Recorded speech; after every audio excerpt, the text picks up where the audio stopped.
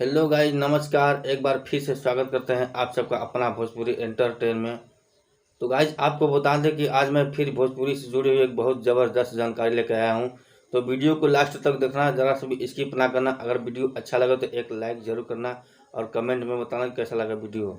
अगर आप हमारे चैनल पर नए हो तो हमारे चैनल को सब्सक्राइब करके बेल आइकन को प्रेस कर देना, ताकि जब भी मैं भोजपुरी वीडियो बनाऊँ तो सबसे पहले आप तक उसका नोटिफिकेशन जाए। तो चलिए वीडियो को स्टार्ट करते हैं। तो गाइस, जैसे कि आपने स्क्रीन पे देखा, भोजपुरी के superstar power star Pawan Singh का पोस्टर, जो कि उनका न्यू एल्बम बोलबम का सॉन्ग आने वाला है बहुत ही जल्द। और इस सावन के महीने में उनका बहुत ही ज़बरदस्त धमाका होने वाला है।